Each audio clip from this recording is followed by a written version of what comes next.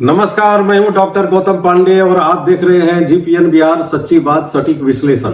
आज का दिन बिहार की राजनीति में एक बड़ा मोड़ लेकर आया है। बांकीपुर विधानसभा उपचुनाव का परिणाम सामने आ चुका है और इस नतीजे ने बिहार की राजनीति में नई बहस छेड़ दी है। जिस सीट को वर्षों से बीजेपी का मजबूत गढ़ माना जाता था, वही सीट अब उसके हाथ से निकल गई है। जनसुराज पार्टी के उम्मीदवार प्रशांत किशोर ने बीजेपी के उम्मीदवार नीरज कुमार को हराकर बड़ा राजनीतिक संदेश दिया है। सबसे पहले मैं प्रशांत किशोर और उनकी पूरी टीम को इस जीत की बधाई देता हूं। लेकिन सबसे बड़ा सवाल यह है कि आखिर ऐसा हुआ कैसे?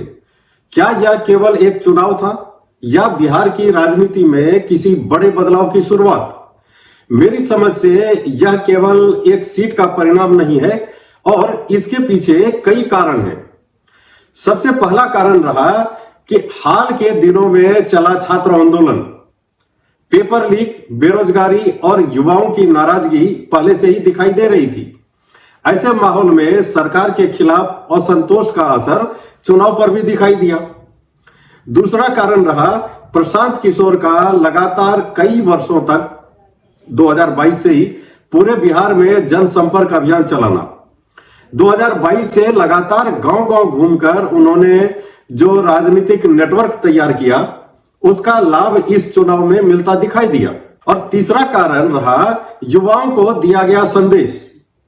और वो संदेश क्या था? रोजगार, शिक्षा, पलायन और भ्रष्टाचार जैसे मुद्दों को जिस तरह जनसुराज ने चुनाव में प्रमुखता से उठाया, उससे बड़ी संख्या में युवा मतदाता प्रभावित दिखाई दिए। उधर बीजेपी ने भी इस चुनाव में अपनी पूरी ताकत झोंक दी थी।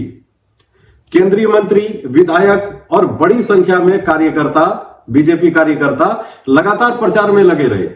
लेकिन केवल संगठन की ताकत इस बार पर्याप्त साबित नहीं हुई। बांकीपुर में सोशल मीडिया पर प्रचार के दौरान कई वीडियो भी वायरल हुए, जिनमें स्थानीय स्तर पर जनता की नाराजगी साफ दिखाई देती रही।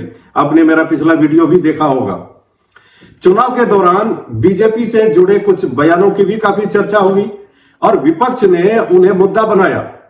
यह भी संभव है कि इन घटनाओं ने कुछ मतदाताओं को प्रभावित किया हो। हालांकि किसी एक कारण को हार या जीत का अकेला कारण कहना उचित नहीं होगा। चुनाव कई कारकों से प्रभावित होते हैं। अब सबसे बड़ा सवाल यह है कि क्या बांकीपुर का यह परिणाम केवल उपचुनाव तक सीमित रहेगा या फिर आने वाले विधानसभा चुनाव में भी इसका असर देखने को मिलेगा?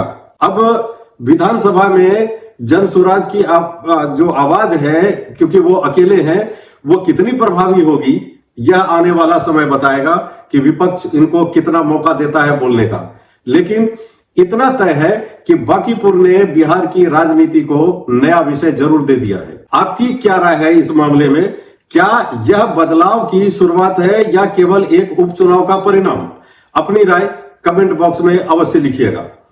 अगर ये वीडियो आपको पसंद आया हो तो लाइक कीजिए, चैनल को सब्सक्राइब कीजिए और बेल आइकन दबाना बिल्कुल मत भूलिएगा। धन्यवाद।